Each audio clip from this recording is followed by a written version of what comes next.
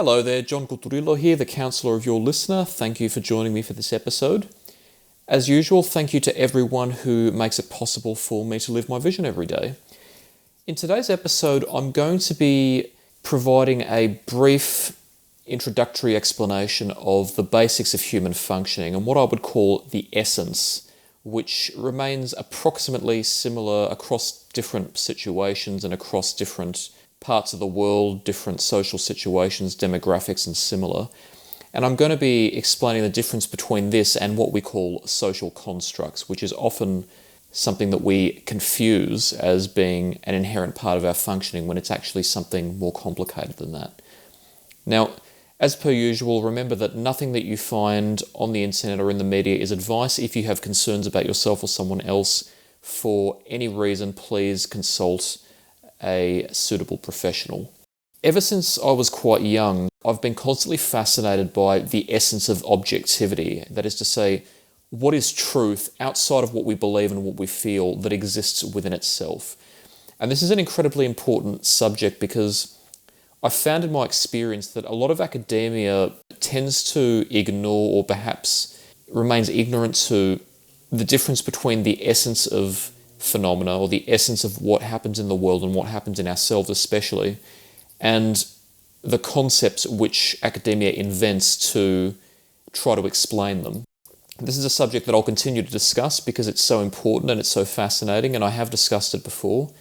But what I often find is academia and what we consider to be an intelligent way of looking in the world, which, although it may have the best of intentions, isn't necessarily the most accurate.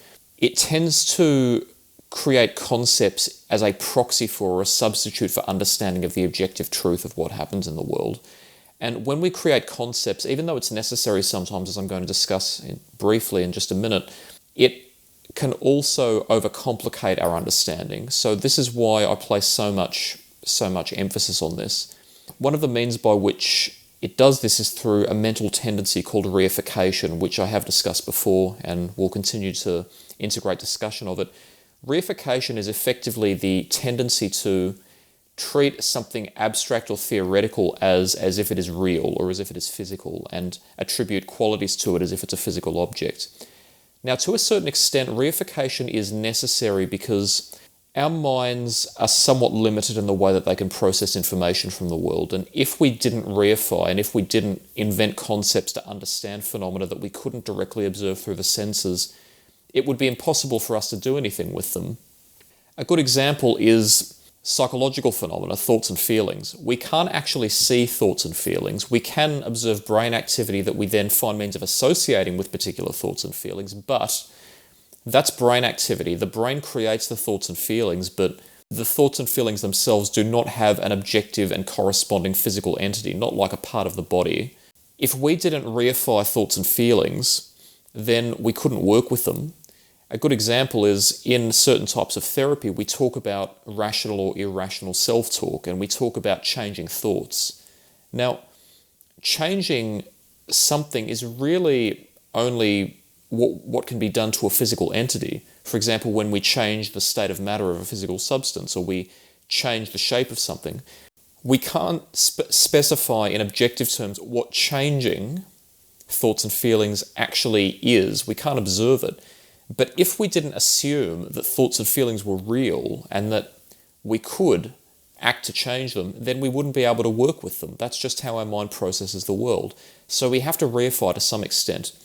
Where reification becomes a problem is when we treat the concept as if it is the objective event in the world, and that can blind us to the objective properties of that event. And the problem with that is that then we can completely miss what we're actually seeking in order to work with that event properly. And I'm going to be discussing some examples of this in the course of today's episode. An interesting analogy of which I've thought, which I'd like to introduce, and this is not to invalidate anybody else's field of study, but we could effectively consider psychology as the physics of social sciences, where physics is the study of all existence and effectively can be used to explain all events and phenomena that exist in the world, although Please feel free to correct me if you are indeed a physicist with more physical knowledge than I have. In the same way, psychology can actually explain the events that other fields describe, which again, I'm not invalidating other fields, but when we think about history, sociology and other social sciences, humanities, political science, all of these social sciences in their academic forms may describe what happens, but when we start to explain why events happen in the world and have happened, we're actually accessing psychology, because psychology provides frameworks for understanding why our minds work the way they do and why we behave the way we do. Because these studies pertain to events involving humans, it's necessary to refer to psychology in studying them because psychology explains human functioning to a large extent.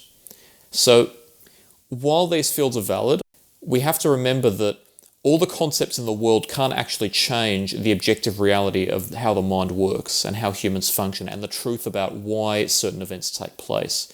I'm not professing to know all of these truths, as no one does, but my point in my discussions, in my media work, is to encourage people not to take anything for granted and not to assume that just because an idea has credibility from these people or people with these qualifications or from this field that's existed for that long, it doesn't mean it's objectively true. It just means that is the best attempt to understand it. None of us is the sum of all wisdom. We have to constantly revise how we understand the world if we want to understand it as best we can.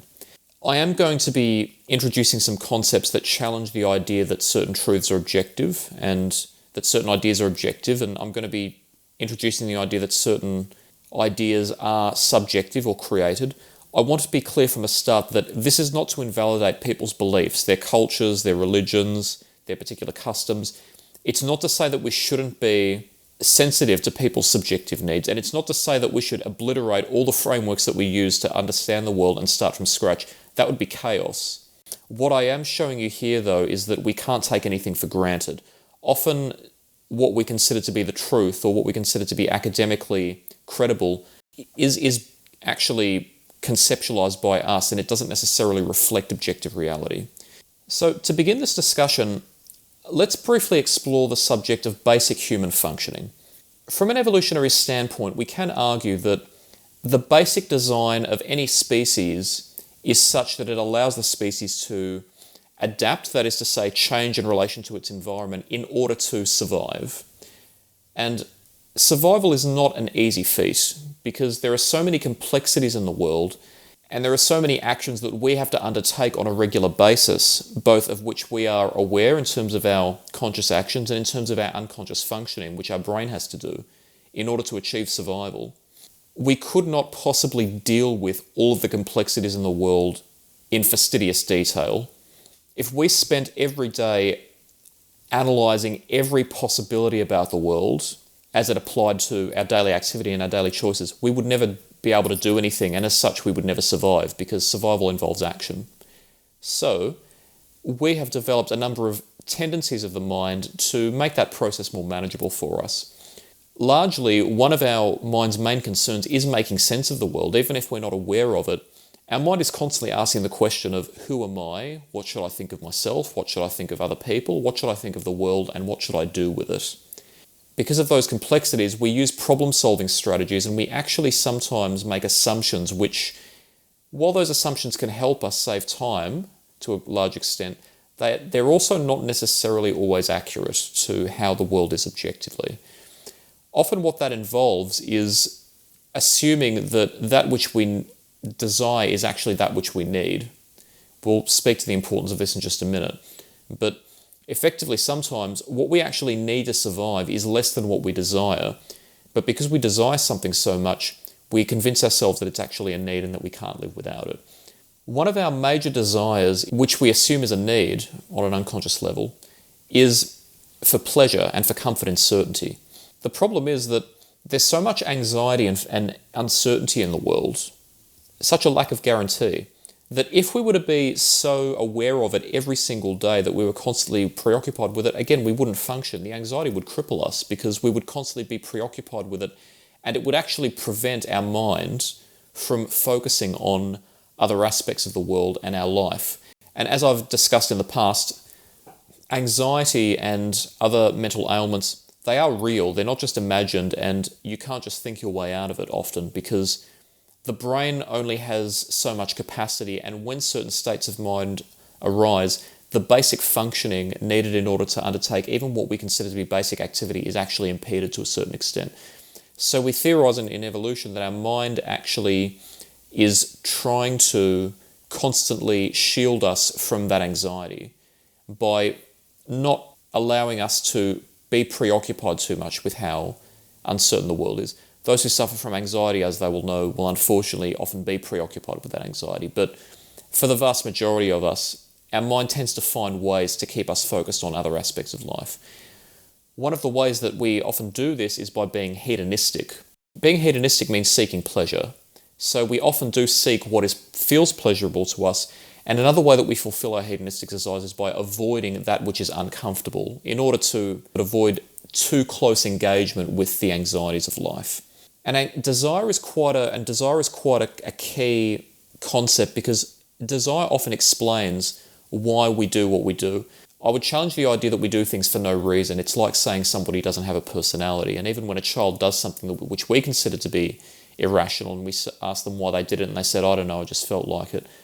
Often there is a reason, it's just that the person couldn't articulate it in that moment. But there is often a reason, there is always a purpose behind behavior. The whole existence of behavior is to achieve specific outcomes. It's always to do with something we want. Sometimes what we desire is good for us, sometimes it's not so good for us. Sometimes it's something we need, sometimes it's purely a desire. Something else that can be quite anxiety-inducing or quite uncomfortable, stressful, is spending mental effort, which is not to say that you're lazy. It's just this is part of how our minds work. We only have a limited amount of energy, so spending mental effort can be quite taxing. In order to counteract that, our minds often take mental shortcuts, they're called heuristics, to save effort. And we also undertake a lot of our processing of information and the activity that results from it quite automatically with little thinking. Often that arises from habit, which itself arises from practice. But it's all in aid of saving effort in order to save the stress and the burden of expending too much effort. But it's also in aid of allowing us to make quick decisions and live life efficiently so that we can achieve what we want on a daily basis and survive. There are a number of key tendencies in that our minds tend to have. We tend to assume that the world is quite a certain, orderly place. We tend to assume that there is structure, that we can be relatively sure of what's going to happen or what might not happen. And we tend to change our beliefs in order to maintain this particular illusion. Now, in reality, life is not as certain as we like to think it is. If we're aware of that and lived by it, again, the anxiety would cripple us. So we find ways to maintain an illusion of safety to a certain extent. And one of them is by assuming that the world is orderly and adjusting our beliefs in order to be consistent with that. To give an example, when we develop cultural customs or social norms, those norms aren't necessarily in themselves more or less functional than other types of norms which we may have otherwise invented so many years ago. Some of them are quite functional, but others are not inherently more or less functional than others. But by creating those norms, we are creating an expectation, and that puts our mind at ease by allowing us to reason, this is what I must do, and if I do this, then I will be able to maintain harmony with my kinsfolk and survive along with them, because we will not be preoccupied with fighting amongst each other for a difference in opinion, a difference in norms.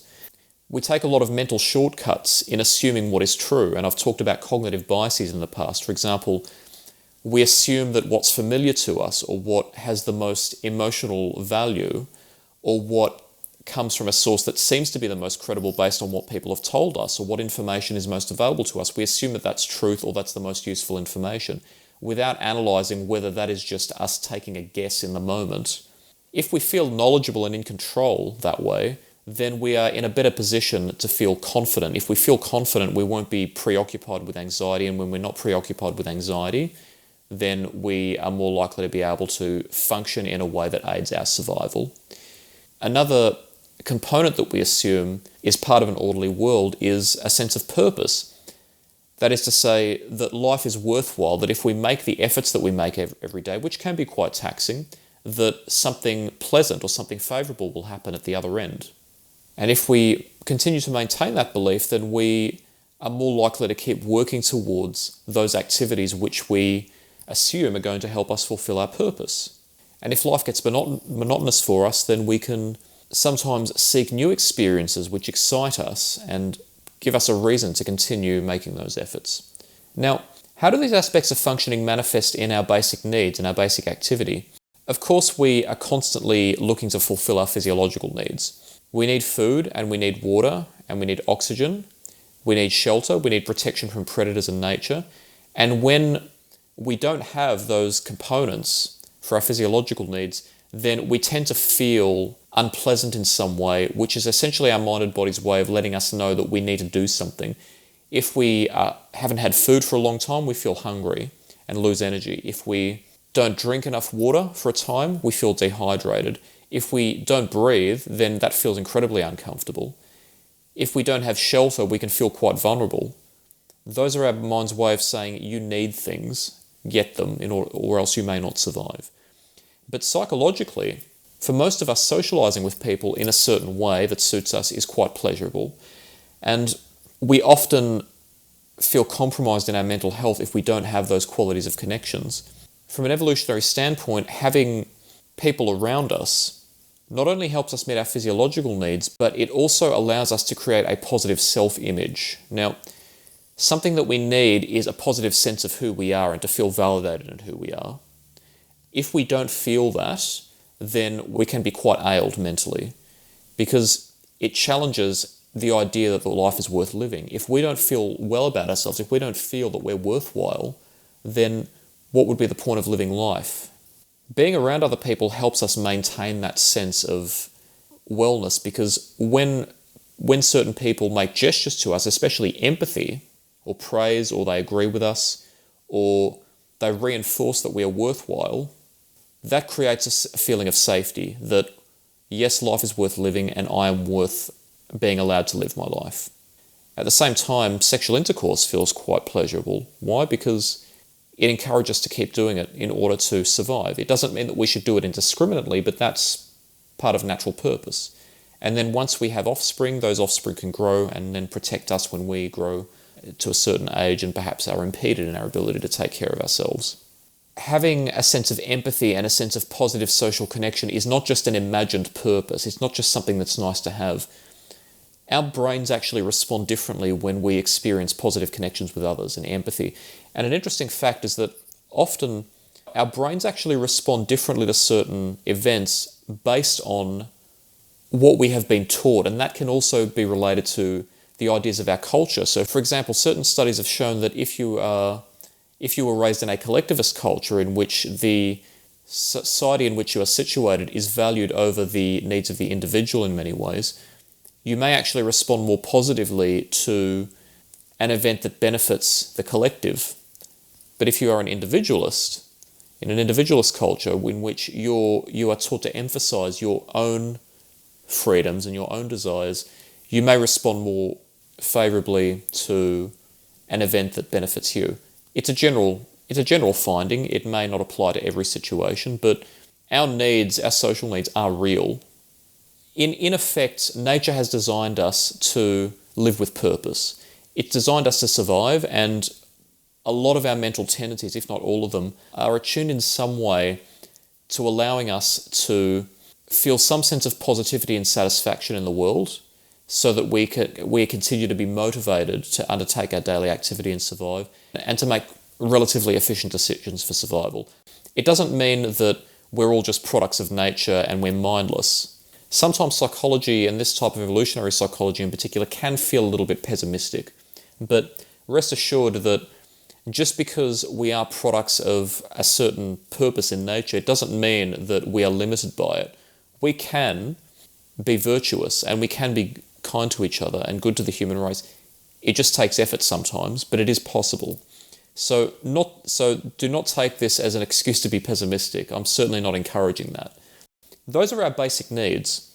Let's turn to what we call social constructs. And social constructs are events and phenomena that weren't created by nature but evolved from the way that we function. So we effectively manufactured them. Now, social constructs are not inherently bad or good. Sometimes they just are what they are. But when we mistake them for being objective truth, or we mistake them for being needs, it can sometimes lead us to behave in ways that are not healthy.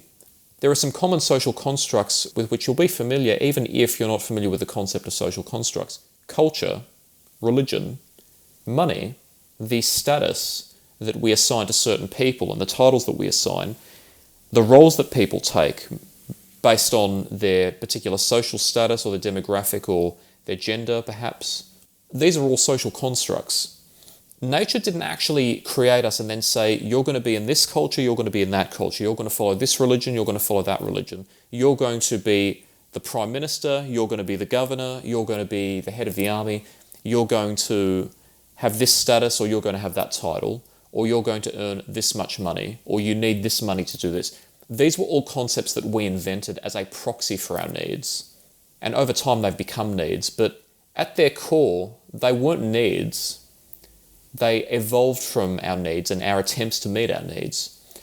So, as an example, not to say that any of these are inherently bad, as I said, but let's take culture. Nature didn't assign us cultures, we created cultures, and that's a fact. And culture can have a lot of positive influence in our lives. It gives us a sense of bonding, and it's been the birth of many beautiful things. But throughout the world, every day, people fight because each of their cultures have opposing ideas, and the people in both have assumed this is culture that has existed for this long, therefore it is correct, and anything that violates it is a danger, and there cannot be possibly truth outside of this set of beliefs. But nature didn't create it. People did. Many years ago, albeit, but still people did. Same with money. In the early days of the human race, we didn't have money, we just met our needs. Same with status, right? Nature didn't create leaders. We realized early in our evolution, we need leaders in order to help organize ourselves so that we can tend to our needs collectively and survive, because we can't tend to all our needs on our own. And as we evolved and started developing more complex ways of living, we needed to create some of these constructs in order to help us. As I was saying, we need a sense of purpose in life, and we need a sense of relative expectancy about how the world works and what's correct and what's incorrect. Cultures and religions evolved from that. They provide a framework through which we can understand the world and give ourselves a sense of reassurance that what we're doing is correct and that what we are doing is worthwhile. In many extents, it's healthy and it helps massively, but like anything, it can be misused. But they are constructs. And because they've existed for so many years, we now assume that they're objective truth or that they're a need. And now, in many ways, our minds may well have adapted to the extent that if we removed these constructs from our lives, then we may suffer because we've evolved to assume that they're needs. But they're not at the core of human existence. Another important factor here is that we often consider that what is true is a social construct. That is to say, truth is subjective. What you consider the truth may be the truth to you. What I consider the truth may be the truth to me. But the reality is that the concept of truth is only really useful if it refers to something that exists outside of us. It's not a physical entity. It's not a belief. It's not a feeling. It's a phenomenon that exists outside of us. And again, it's not to say that we're inferior if we don't know what the truth is on something, or it's not to say that any person knows the absolute truth about everything. What it is to say, though, is that when we assume that truth is a social construct, it can lead us to cling so strongly to our beliefs that it can lead us to then be destructive towards other people who hold different beliefs. That's where much of the danger is. But when you believe something, that is your perception of reality, of the world. It may be a valid belief, and it may be perfectly healthy in its context, but it doesn't mean that it's inherently true. It doesn't mean that it's objectively true. Truth is objective. Our perceptions are socially constructed based on what we learn in society. And again, it's not to say that they're bad inherently, but having a nuanced mind to discern between those concepts is really important. Sometimes there can be a combination of natural facts and social constructs that then lead us to distort how we see the world. A good example is, on average, a man is more physically strong than a woman, and in many cultures, men are assumed to be suitable to be leaders and women are not. It doesn't mean, though, that women are inherently not capable of being leaders, because often what we consider to be the need for a leader is socially constructed. In the early days of the human race, we needed protection from natural predators, and men were well poised to be able to provide that because of their physical strength. But it doesn't mean that women can't be leaders. Ideologies started assuming that because they used a mental shortcut to decide the roles of men and women based on relatively superficial factors. A similar idea. It was thought for many years, and unfortunately in some parts of the world, this is still a prejudicial stereotype, and even in our own Western world, this type of prejudice still occurs, that a person who's disabled in some way isn't capable of anything, which is completely untrue. Just because a blind person can't drive, it doesn't mean they can't do anything else. It means they can't drive, but driving is not the only activity in life that is fruitful. So while it might be naturally true that certain inherent qualities exist in people or in the world, it's a fallacy to make other assumptions based on just observing those qualities or those phenomena. This is how sometimes natural facts can lead to the wrong conclusions. What's also interesting, and something that I've observed across time, is that people are not always bound to their cultures. Sometimes they do see flaws in them, both collectivist cultures and individual cultures, contemporary cultures and traditional cultures. And I've worked with people who are from different cultures. I've worked with people even who are situated in different cultures in other parts of the world, remotely. And I've heard from a vast variety of different experiences, which has been fascinating. And of course, as a counsellor, my job is to help people decide for themselves what values they wish to adopt and help them realise what's going to be healthiest for them. But people have self-articulated to me that often they don't agree with what their culture teaches. And so we can't assume that every person from a given culture is going to be the same. So sometimes people from traditional cultures wish to modernise because they see inherent virtue in more progressive or contemporary cultures.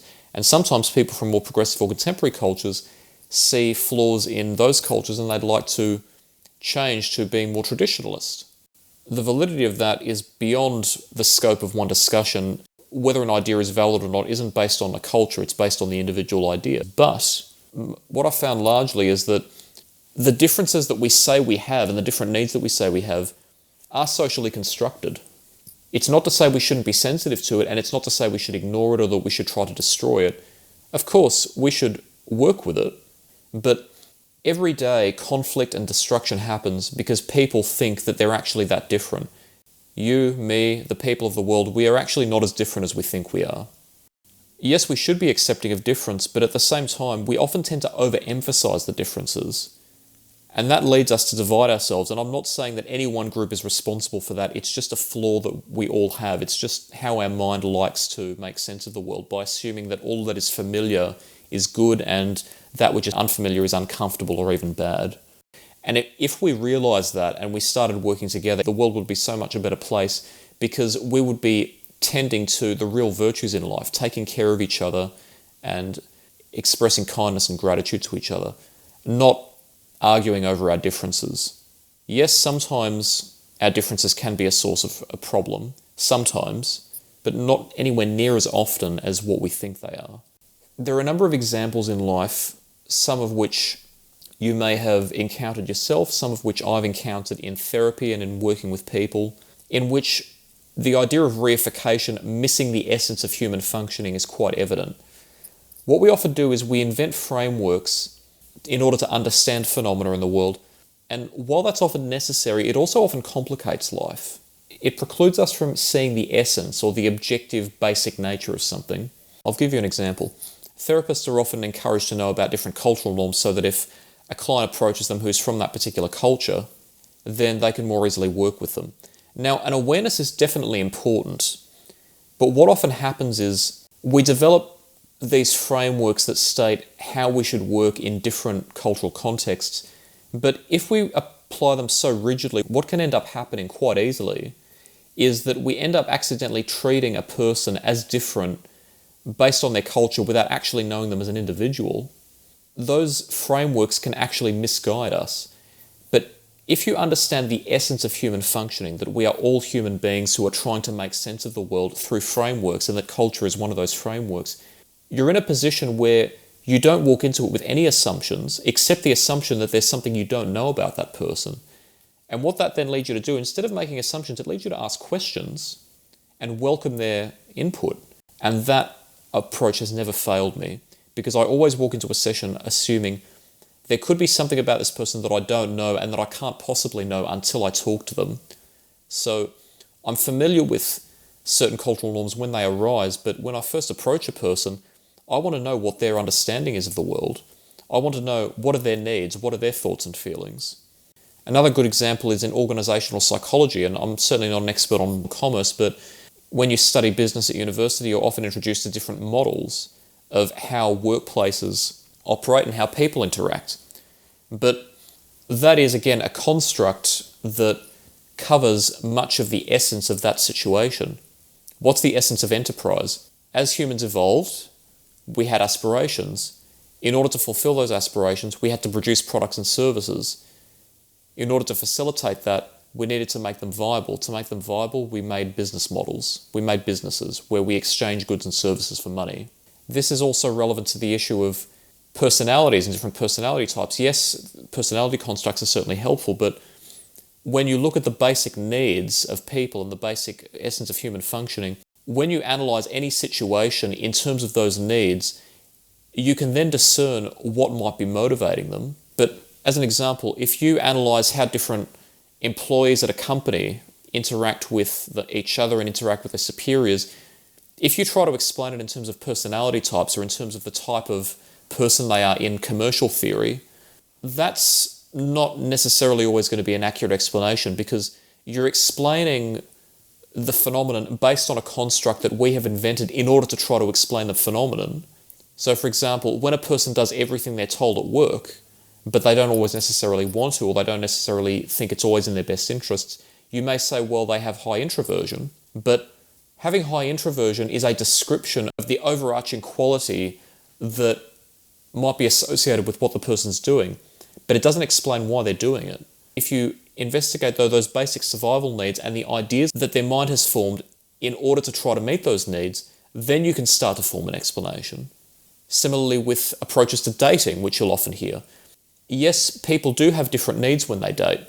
People have different relationship goals. People have different types of intimacy that they enjoy. People have different styles of communication that make them feel safe.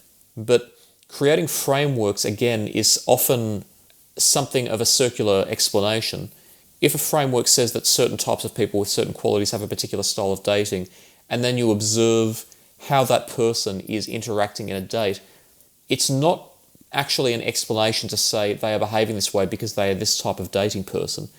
You have to speak to their basic needs and how their mind has evolved to try to meet those needs psychologically through the dating behaviours that they're exhibiting.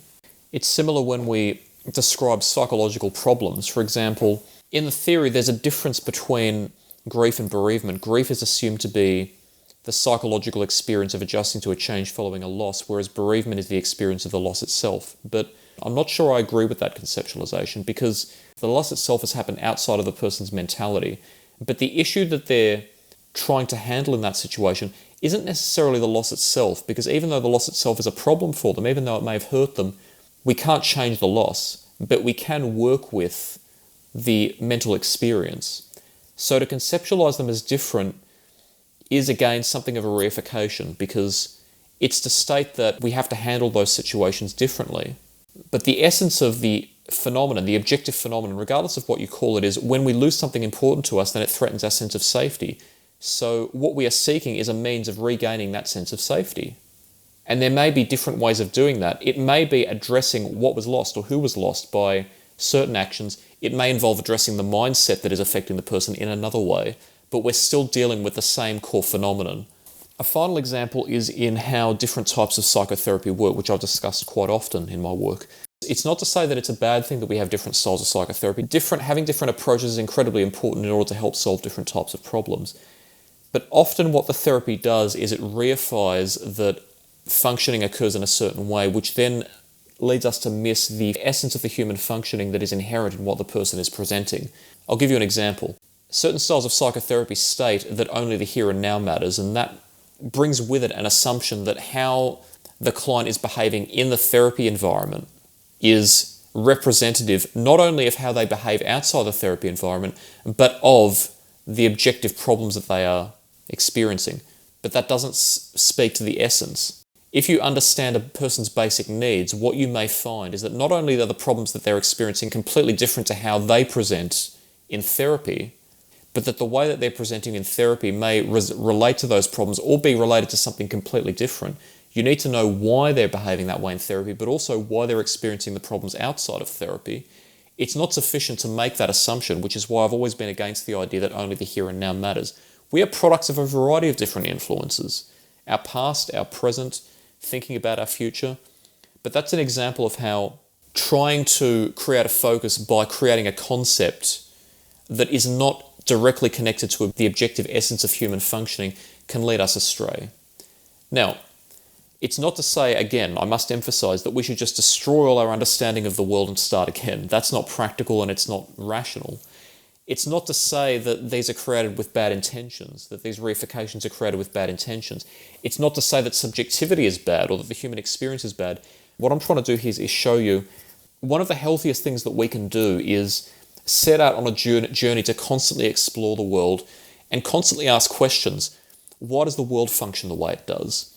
Why do I function the way I am? Who am I? What do I need? What does someone else need? Constantly asking why, and not with the intent of giving up if we can't find the answer, but exploring possibilities. If you do that, even if you get to the end of your life never knowing the truth about everything, you will still grow because you've spent that effort exploring the world. It's a fascinating world out there. Treat it as an adventure. Understand the essence of who we are and keep digging to understand more about it. There's so much we can learn from that. Academia and some of the ways that we make assumptions about the world really preclude that exploration and really limit us to how much we learn. But it's never too late. So let's learn together. So thank you for joining me for this episode. As usual, if you have concerns of any variety about anything, yourself, someone else, anything, please seek professional advice and never take advice from the media or the internet. Also, if you have been enthused by something you heard today, or you have a completely different idea for a topic you'd like to hear me discuss, you'd like to discuss it with me, whether you're a media personality or whether you're just someone who wants to get out into the world and speak your mind, feel free to contact me. I love to hear from my audience. And until next time, take care.